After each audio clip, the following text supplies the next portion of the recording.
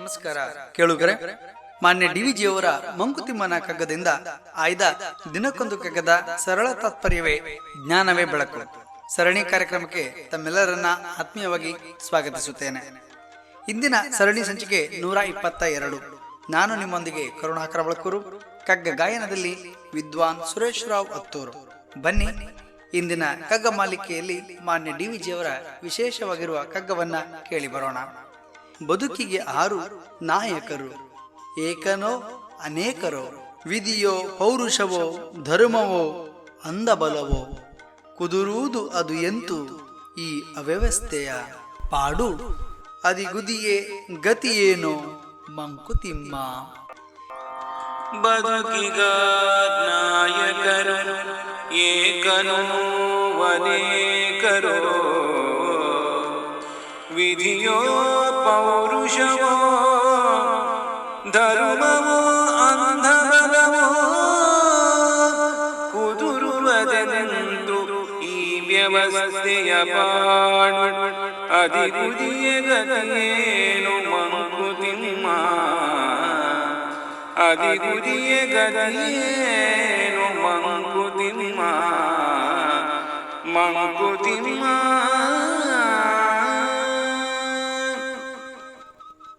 ಪ್ರಿಯರೇ, ಯಾವುದೇ ಕ್ಷೇತ್ರವನ್ನ ಆಯ್ಕೆ ಮಾಡಿಕೊಂಡರೂ ಅಲ್ಲಿ ಓರ್ವ ಸರಿಯಾದ ಸಮಯಕ್ಕೆ ಸರಿಯಾದ ತೀರ್ಮಾನವನ್ನ ತೆಗೆದುಕೊಳ್ಳುವಂತ ನಾಯಕರಿದ್ದರೆ ಯಾವುದೇ ಸಮಸ್ಯೆಗಳು ಉದ್ಭವ ಆಗಲಾರದು.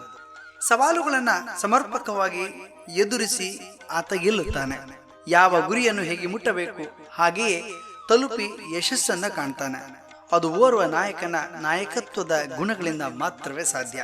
ಅಂಬಿಗನು ನಾವಿಕನಾಗಿ ಅನುಭವಿಯಾಗಿ ದೋಣಿಯನ್ನ ದಡವನ್ನ ಸೇರಿಸಬಲ್ಲ. ಒಟ್ಟಿನಲ್ಲಿ ನಮ್ಮ ನಿಮ್ಮೆಲ್ಲರ ಬದುಕಿನಲ್ಲಿ ಚುಕ್ಕಾಣಿಯನ್ನು ಹಿಡಿದವರು ಯಾರು? ನಮ್ಮ ಬದುಕಿಗೆ ಯಾರು ನಾಯಕರು?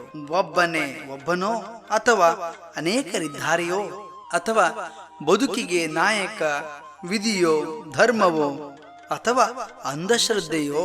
ಅವ್ಯವಸ್ಥೆ ಸರಿಯಾಗುವುದೋ ಇಲ್ಲವೋ? ಇವೆಲ್ಲದರ ವಿಚಾರದ ತಳಮಳದಲ್ಲಿಯೇ ನಾವು ಯಾವಾಗಲೂ ಹೀಗೆಯೇ ಇರಬೇಕೆ? ಈ ರೀತಿಯ ವಿಭಿನ್ನವಾದಂತಹ ಪ್ರಶ್ನೆಗಳನ್ನ ಮಾನ್ಯ ಡಿವಿಜಿಯವರು ತಮ್ಮನ್ನೇ ತಾವು ಕೇಳಿಕೊಳ್ಳುತ್ತಾ ನಮ್ಮ ನಿಮ್ಮೆಲ್ಲರ ಮುಂದೆ ಈ ಕಗ್ಗದ ಮೂಲಕ ಪ್ರಸ್ತಾಪಿಸುವುದನ್ನ ನಾವು ಕಾಣಬಹುದು. ಬಂಧುಗಳೇ, ಮನುಷ್ಯನು ಅತ್ಯಂತ ಬುದ್ಧಿವಂತ ಪ್ರಾಣಿ. ಹಾಗಾಗಿಯೇ ಆತ ಎಲ್ಲಾ ವಿಚಾರಗಳಲ್ಲಿ ಆತ ಚರ್ಚಿಸುತ್ತಾನೆ, ಚಿಂತಿಸುತ್ತಾನೆ, ಮಂಥನವನ್ನು ಮಾಡ್ತಾನೆ. ಆದರೆ ಪ್ರಕೃತಿಯಲ್ಲಿರುವಂತಹ ವಿಸ್ಮಯ ಸೃಷ್ಟಿಯ ರಹಸ್ಯವನ್ನು ತಿಳಿಯಲು ಆತನಿಗೆ ಅಷ್ಟೊಂದು ಸಾಧ್ಯವಾಗಿಲ್ಲ. ಈ ಭೂಮಿಯ ಮೇಲಿನ ಜನ ದೇವನೊಬ್ಬ ನಾಮ ಹಲವು ಎಂಬ ಮಾತುಗಳನ್ನ ದಿನನಿತ್ಯ ಬದುಕಿನಲ್ಲಿ ಆಡ್ತಾರೆ. ತಾವು ಕಣ್ಣಾರೆ ಕಾಣದ ಶಕ್ತಿಗೆ ಶರಣಾಗುತ್ತಾರೆ.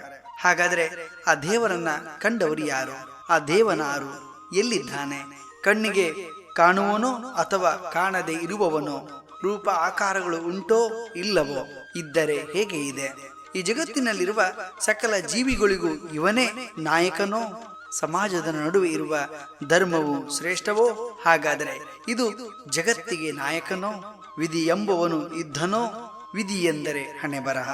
ಸಾಮಾನ್ಯವಾಗಿ ಆಡುವ ಮಾತಿದು, ನನ್ನ ಹಣೆ ಬರಹ ಸರಿ ಇಲ್ಲ, ನನ್ನ ಹಣೆ ಬರಹ ಚೆನ್ನಾಗಿದ್ರೆ ಎಲ್ಲವೂ ಚೆನ್ನಾಗಿ ನಡೆಯುತ್ತೆ, ಇಲ್ಲವಂತಾದ್ರೆ ಎಲ್ಲವೂ ಕೆಟ್ಟದೇ ಆಗೋದು. ಹಾಗಾಗಿ ಅದು ಒಳಿತು ಕೆಡುಕಿನ ಮೂಲವೋ? ನಮ್ಮ ಬದುಕನ್ನ ನಿರ್ದೇಶನ ಮಾಡುವುದು ಹಣೆ ಬರಹವೋ? ಈ ಜಗತ್ತಿನಲ್ಲಿರುವ ಹಲವು ತರತಮ ಭಾವಗಳು, ಅಸಮಾನತೆ ಸರಿಯಾಗುವುದೋ ಇಲ್ಲವೋ? ಇವುಗಳನ್ನ ನಿರ್ಧರಿಸುವ ತಳಮಳಗಳ ನಡುವೆ ನಾವು ಬದುಕಬೇಕೇ ಎಂಬ ಪ್ರಶ್ನೆಯನ್ನ ಮಾನ್ಯ ಗುಂಡಪ್ಪನವರು ನಮ್ಮ ನಿಮ್ಮೆಲ್ಲರ ಮುಂದೆ ಇಡುತ್ತಾರೆ. ದೇವರು, ವಿಧಿಯ ಮೇಲೆ ನಂಬಿಕೆಯನ್ನು ಇಟ್ಟವರು, ಹಣೆ ಬರಹ ಮತ್ತು ಸ್ವಸಾಮರ್ಥ್ಯದ ನಂಬಿಕೆಯನ್ನ ಇಟ್ಟವರು ಎಲ್ಲೆಡೆಯೂ ಇದ್ದಾರೆ. ಈ ಜಗತ್ತಿನಲ್ಲಿ ಪ್ರತಿಯೊಬ್ಬ ವ್ಯಕ್ತಿಯಲ್ಲಿಯೂ ಕೂಡ ಸಂದೇಹಗಳು, ಸಂಶಯಗಳು ಇರುವುದು ಸಹಜ.